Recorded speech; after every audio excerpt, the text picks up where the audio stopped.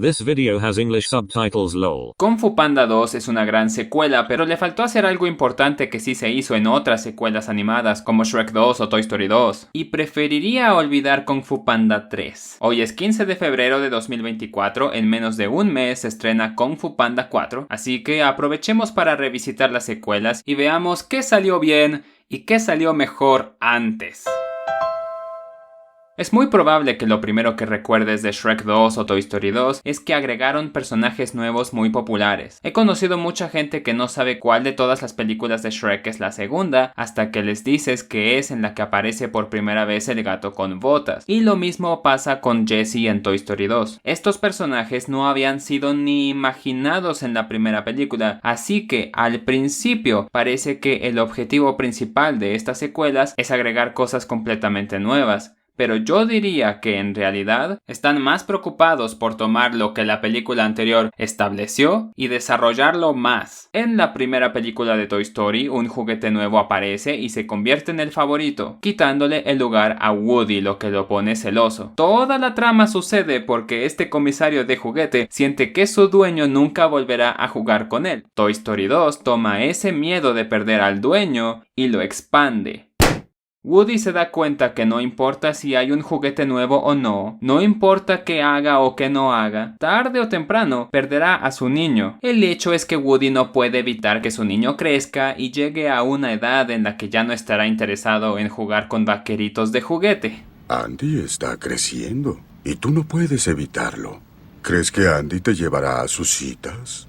¿O a su luna de miel? Con todo respeto, querido Andy, si te llevas tu juguete a tu luna de miel te vas a ver muy raro. A menos que tu pareja también sea rara y le guste ese tipo de cosa, a lo que respondería pidiendo que no nos cuenten más sobre eso. Miren el contraste, la primera película tenía un problema inmediato. El juguete nuevo le estaba quitando a su dueño en ese preciso momento. La segunda película le da un problema a largo plazo, le hace lidiar con el futuro lejano. Le dice a su protagonista, veamos si esta es de tu talla. Shrek 2 hace lo mismo, literalmente le dice, ¿creíste que ya terminaron los problemas? ¿Creíste que vivirás feliz por siempre? Bitch, los ogros ni siquiera pueden hacer eso. ¡Te dije que los ogros no viven felices por siempre! Kung Fu Panda 2 no expande nada realmente. Ni siquiera se agregan personajes nuevos. Bueno, sí, algunos, pero yo digo protagonistas. Eso no es algo malo, está bien. No me gusta cuando las secuelas meten personajes nuevos solo porque sí. No necesito que me presenten a la abuelita nada graciosa de Po. Me basta con que den más desarrollo al conflicto del protagonista, ya saben a dónde voy con esto. El conflicto de personaje en Kung Fu Panda 1 gira alrededor del bajo autoestima. Po es como un típico nerd o un otaku. Tiene un gran amor por sus héroes y figuras de acción, pero gran odio por sí mismo.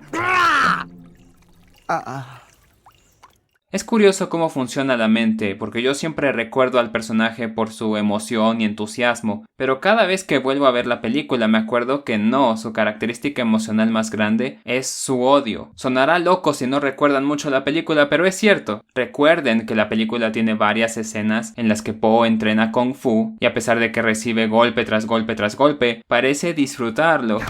¡Oh, sí! Al principio pensarías que es por su entusiasmo, que es tan fan del Kung Fu que no le importa ser golpeado mientras sean golpes de sus héroes. O al contrario, para él es un honor ser madre por las leyendas del Kung Fu. Estamos hablando de un sujeto que tiene sueños sobre Kung Fu. Un fan solo tiene sueños recurrentes de lo que les gusta cuando están obsesionados. Yo soy muy fan de Shrek, de Futurama, de Rhythm Heaven y jamás tengo sueños sobre esas cosas porque no estoy obsesionado. Mis sueños son solo perturbadores. Kung Fu Panda hace mucho énfasis en el fanatismo, así que es natural pensar que ese es el motivo por el que Po disfruta la paliza, pero resulta que no.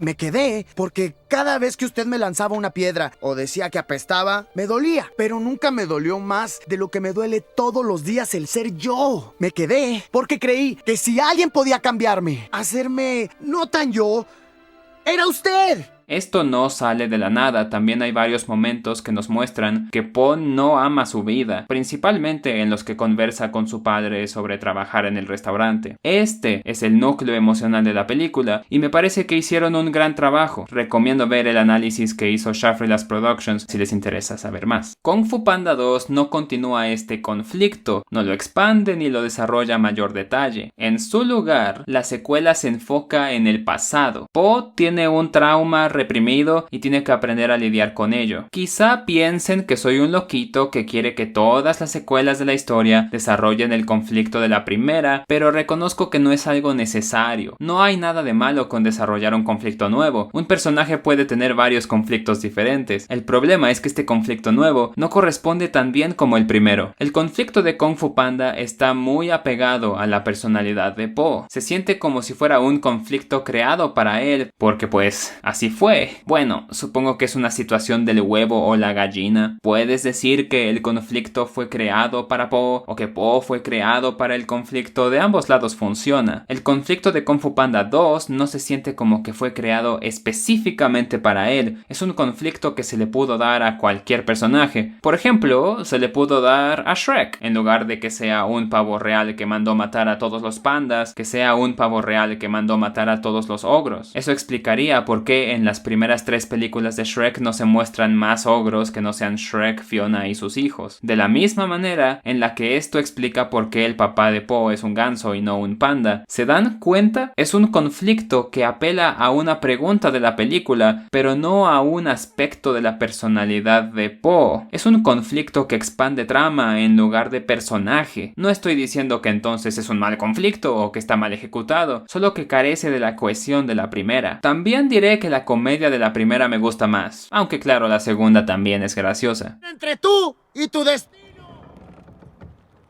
¿Qué? Ambas películas son buenas, pero nunca he estado de acuerdo cuando dicen que la 2 es mejor. Con lo que sí estoy de acuerdo es que la tercera es la peor de las 3. Puede que no sea el mayor fan de Kung Fu Panda 2, pero al menos me gusta. La tercera, esa es otra historia. O mejor dicho, esa es la misma historia. En la tercera película, Po aprende básicamente lo mismo que su maestro aprendió en la primera. Shifu inicia el entrenamiento de Po utilizando los mismos métodos que usó al entrenar sus alumnos anteriores, pero se da cuenta de su error. Cuando te concentras, das asco. Pero eso puede ser mi culpa. No puedo entrenarte como he entrenado a los 5. En Kung Fu Panda 3, Po aprende eso, pero con un montón de pandas en lugar del protagonista. De eso hablaba Shifu. No tengo que convertirlos en mí. Tengo que convertirlos en ustedes. Pero dijiste que querías que se desarrollara más el conflicto de la primera película. Ajá, pero primero, este es el conflicto de Shifu, no de Po. Y segundo, esto no es expandir el conflicto, esto es repetirlo.